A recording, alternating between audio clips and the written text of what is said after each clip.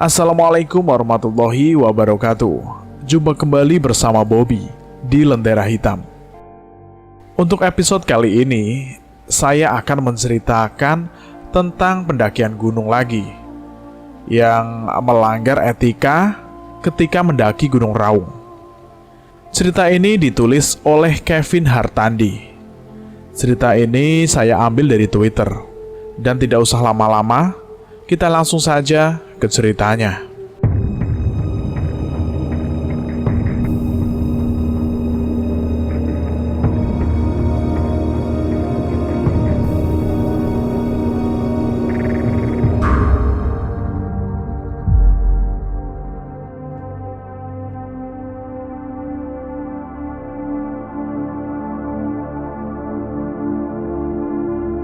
Kejadian ini terjadi sekitar beberapa tahun lalu, ketika Adi, Rio, Bobby, Irfan, dan Dimas mendaki salah satu gunung tertinggi di Jawa Timur, yaitu Gunung Raung.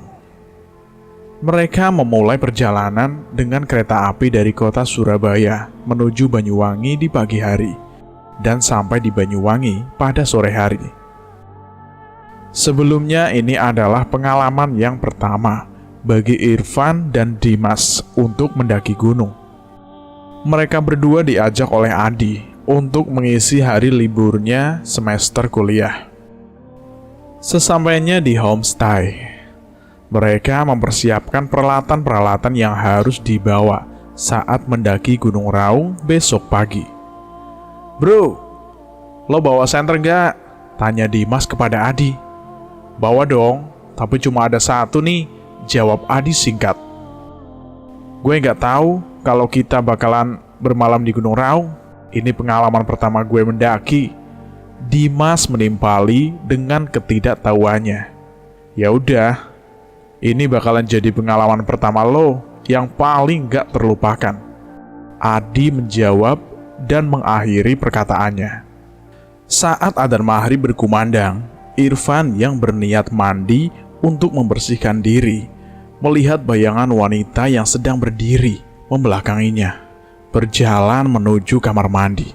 Irfan penasaran, karena setahu dia, teman-temannya mendaki adalah laki-laki semua, dan mereka sedang menyiapkan peralatan untuk mendaki gunung di kamar sebelah. Karena penasaran, Irfan pun menuju kamar mandi tersebut, dan sosok wanita yang Irfan lihat itu menghilang tanpa jejak. Kemudian, ketika Irfan menghidupkan lampu kamar mandi itu, dan tiba-tiba keran air yang ada di dalam kamar mandi itu menyala dengan deras. Irfan sontak lari menuju ke kamar sebelah, menemui teman-temannya dan menceritakan apa yang baru terjadi kepadanya. "Kenapa lo, Van?" tanya Bobby melihat wajah Irfan yang ketakutan. "Gue melihat hantu," jawab Irfan sambil terengah-engah. "Halusinasi mungkin lo, bro. Orang kita di sini nggak ada apa-apa," jawab Adi sambil tetap membereskan peralatan pendakiannya. Irfan hanya bisa diam karena memang dia tidak membawa bukti untuk membuat teman-temannya percaya atas apa yang baru saja dia lihat. Setelah penampakan itu, tak ada hal-hal yang aneh yang terjadi kepada mereka berlima, dan mereka pun beristirahat untuk menyiapkan tenaga untuk mendaki Gunung Raung besok pagi. Hari telah berganti. Pada saat itu mereka mendaki di hari Kamis, dan dia bertemu dengan pendaki-pendaki yang lainnya di pos awal sebelum pendakian. Mereka sudah menyiapkan beberapa peralatan yang mereka bawa, terkecuali Dimas dan Irfan yang membawa peralatan yang kurang karena minimnya pengetahuan dan minimnya persiapan. Di awal-awal pendakian, mereka berlima berjalan bersama, menyusuri setapak demi setapak jalan di Gunung Raung. Beberapa pendaki terlihat dan saling mendahului kelompok Adi ini. Kadang mereka yang mendaki bersama saling menyapa dan menegur satu sama lain. Tak terasa waktu pun berubah menjadi sore, dan mereka berniat untuk mendirikan tenda di sekitar untuk beristirahat. Rio menemukan lahan yang lumayan luas dan datar, yang menurutnya bisa untuk didirikan tenda. "Di sini aja yuk kita dirikan tenda," ajak Rio kepada teman-temannya. "Ya udah deh, lagian udah sore juga, keburu gelap nanti," jawab Adi. Adi ini bisa dikatakan sebagai pemimpin kelompok ini, dikarenakan pengalamannya dia sudah banyak dalam mendaki beberapa gunung di Indonesia. Mereka berlima pun saling gotong royong mendirikan tenda.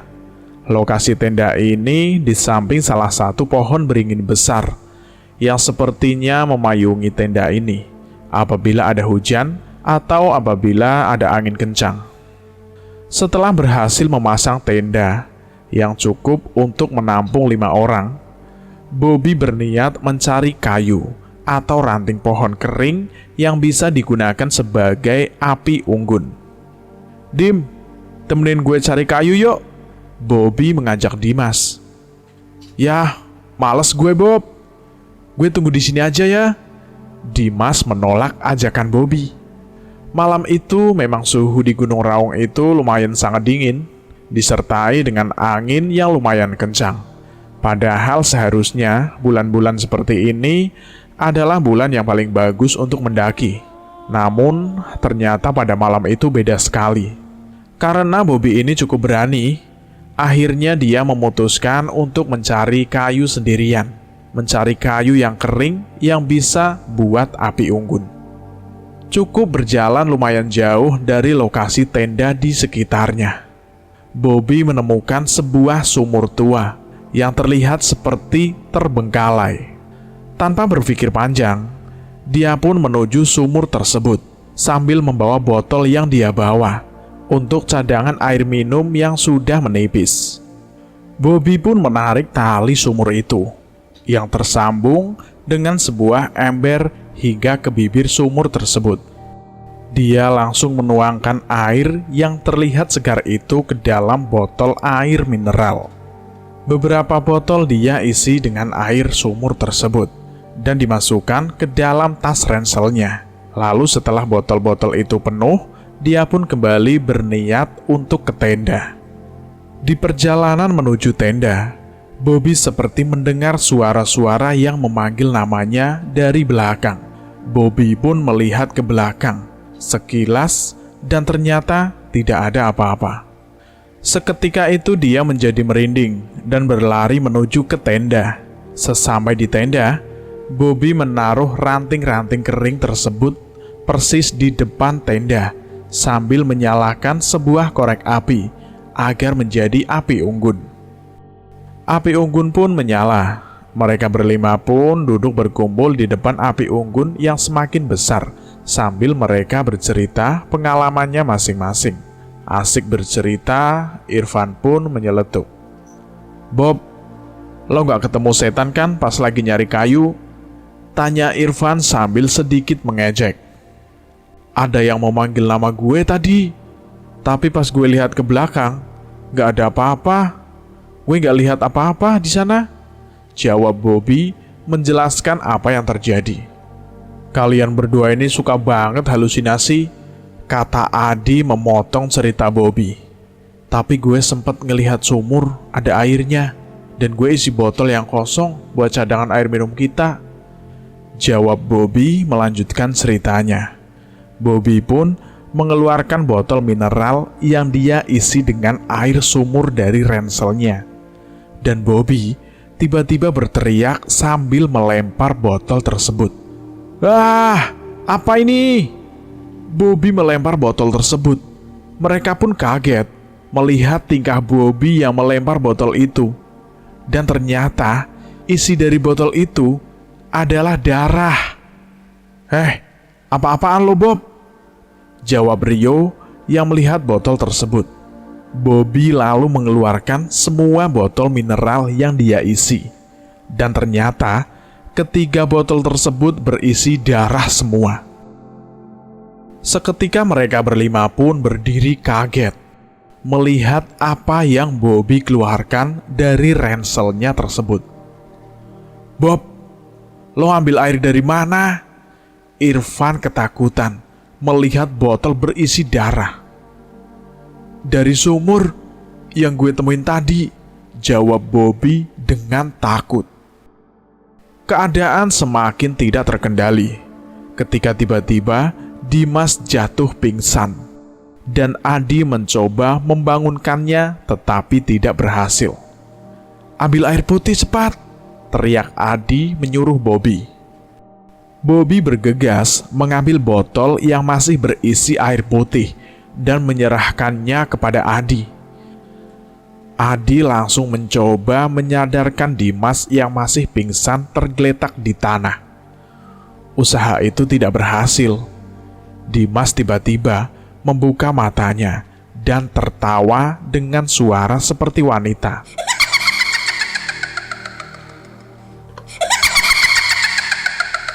Ketawa Dimas seperti wanita dengan sangat jelas. "Dim, istighfar Dim," Irfan menjawab tertawanya Dimas. Tapi suara itu menjadi lebih keras. Dengan tiba-tiba suara tertawa jadi berubah menjadi menangis. "Keluar kalian dari sini," maki Dimas kepada temannya. Dimas seperti kesurupan seorang wanita, lalu memiringkan kepalanya dan tangannya seperti mengelus-elus rambut panjangnya. "Keluar kalian dari sini!" Dimas kembali berteriak, disertai oleh ketawa suara perempuan. Adi langsung membacakan beberapa doa yang berniat untuk mengusir hantu tersebut dari tubuh Dimas. Diikuti beberapa teman-temannya yang juga membacakan doa untuk Dimas. Suara tubuh Irfan tiba-tiba jatuh dan pingsan. Tak lama kemudian, Irfan juga kesurupan dan meracau seperti orang yang ketakutan. Tolong aku." Suara terdengar pelan dari mulut Irfan. Angin yang berhembus pun menjadi lebih kencang. Kelompok ini pun ketakutan dan tidak percaya apa yang terjadi pada teman-temannya. Namun Adi tetap membaca doa-doa untuk mengeluarkan arwah yang merasuki Irfan dan Dimas secara bersamaan. Ketika mereka terus memanjatkan doa, tiba-tiba Irfan menyanyi sebuah lagu Jawa secara pelan sambil tertawa. Rio mencoba menyadarkan Irfan dengan memegangi kepalanya sambil membaca doa. Tapi arwah yang merasuki Irfan tidak segera pergi. Akhirnya, usaha Adi berhasil. Dimas kembali terjatuh dan pingsan, diikuti oleh Irfan yang sempat menangis sebelum akhirnya arwah itu pergi dari badannya. Setelah mereka tersadar dan terkulai lemas, akhirnya mereka berlima memutuskan kembali ke dalam tenda untuk melewati malam itu. Di dalam tenda, mereka sempat mendengar seperti suara-suara keramaian yang berjalan dan berbicara secara samar-samar yang berasal dari luar tenda. Namun mereka berusaha mengalihkan perhatian suara-suara itu dengan memejamkan matanya, berharap mereka cepat berlalu dan kembali menjadi pagi hari. Lama-kelamaan, suara itu pun menjauh dan menghilang dari luar tenda. Mereka berlima pun tertidur dengan pulas. Keesokan paginya, Bobby berniat keluar tenda untuk mencari udara segar. Tiba-tiba berteriak dengan sangat keras. "Ah!" teriak Bobby. Teriakan ini pun berhasil membangunkan seluruh teman-temannya. Dan sontak, mereka juga kaget melihat apa yang baru saja membuat Bobby berteriak. Ternyata, tenda mereka berada di antara pemakaman tua yang tidak terurus dan tenda mereka berada di bawah pohon beringin besar. Padahal, Ketika menemukan tempat ini kemarin, mereka tidak menemukan atau melihat ada batu nisan yang terjajar dengan rapi. Mereka hanya melihat pohon beringin besar. Kejadian ini pun makin membuat mereka panik. Mereka langsung membongkar tenda yang telah mereka pasang. "Ayo kita pergi dari sini, cepat!" ajak Adi kepada teman-temannya. "Adi, gak usah kita lanjutin deh perjalanan kita sampai ke puncak. Gue takut ada apa-apa nanti," jawab Dimas menolak ajakan Adi untuk melanjutkan perjalanan. "Ya Di, gue udah gak kuat ngelanjutin perjalanan," timpal Irfan menyetujui apa yang dikatakan oleh Dimas barusan. Setelah berembuk atau berdiskusi dan melihat kejadian mistis yang menimpa mereka, akhirnya mereka memutuskan untuk tidak melanjutkan perjalanan. Di tengah perjalanan kembali, seringkali Bobby mendengarkan suara dipanggil namanya oleh seseorang yang ada di belakangnya. Dan anehnya, hanya Bobby yang mendengar suara tersebut. "Bobby, Bobby." Suara tersebut datang dengan samar-samar. Namun Bobby menghiraukan suara tersebut, walaupun wajahnya terlihat cemas dengan apa yang dia alami baru saja. Setelah mereka sampai di pos pendakian awal, mereka bertemu dengan Mbah Aji yang dikenal sebagai penjaga Gunung Raung tersebut. Mbah Aji dengan baju Jawa berwarna coklat dan mengenakan belangkon sedang melihat Bobby yang seperti aneh saat dipandang. "Weh, Le, Reneo kue," ucap Mbah Aji dalam bahasa Jawa, yang berarti "kamu harap kesini," sambil menggerakkan tangannya ke arah Bobby. Bobby pun berjalan menuju ke arah Mbah Aji dan langsung membacakan bacaan Jawa kepada Bobby. Bobby yang tidak mengerti apa yang dikatakan Mbah Aji, lalu hanya diam saja. Dan seketika Mbah Aji berbicara lagi kepada Bobby. "Coba buka tas kamu," kata Mbah Aji sambil menunjuk ransel yang dibawa Bobby. Bobby membuka tasnya, dan 3 botol mineral yang berisi darah tersebut kembali ada di dalam ransel yang dibawa Bobby. Spontan Bobby langsung mengeluarkan semua botol tersebut dari ranselnya. "Marek ngapakno kowe nang gunung?" tanya Mbah Aji lagi dalam bahasa Jawa, yang berarti "kamu habis berbuat apa saja di gunung?" "Iya Mbah, saya habis ambil air di dalam sumur kemarin malam. Saya lihat isinya kemarin air putih bersih dan segar. Ternyata waktu saya kembali ke tenda, air itu berubah menjadi darah," jawab Bobby menjelaskan. "Opo kowe izin?" tanya Mbah Aji, yang berarti "apa kamu sudah izin?" Bobby pun hanya terdiam ketika Mbah Aji bertanya demikian. Bobby lupa bahwa dia tidak meminta izin dan langsung mengambil air di dalam sumur tersebut. "Kowe ojo sembarangan jumuk barang ning gunung. Lan kala kepokso kudune njaluk izin karo sing duwe." Mbah Aji menasehati dalam bahasa Jawa, yang berarti "kamu jangan sembarangan mengambil sesuatu dari gunung, dan kalau terpaksa mengambilnya, harusnya kamu meminta izin kepada yang punya." Bobby kembali terdiam. Dia baru menyadari bahwa dia lupa akan etika yang harus dia jaga ketika mendaki gunung. Bahwasanya ada hal yang lebih mendahului dari dia.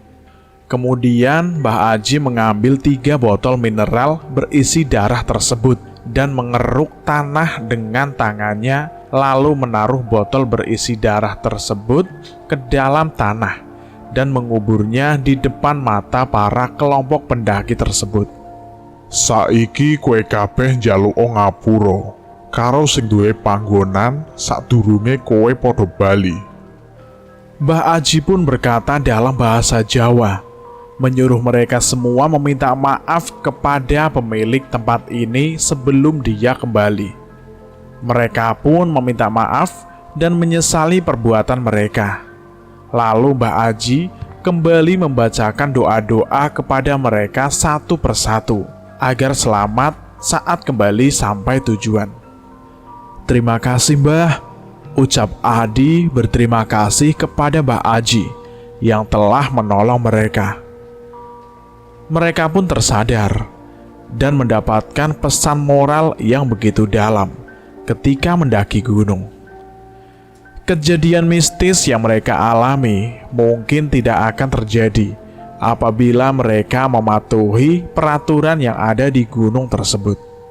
Dan mereka mendapatkan pengalaman berharga saat mendaki gunung.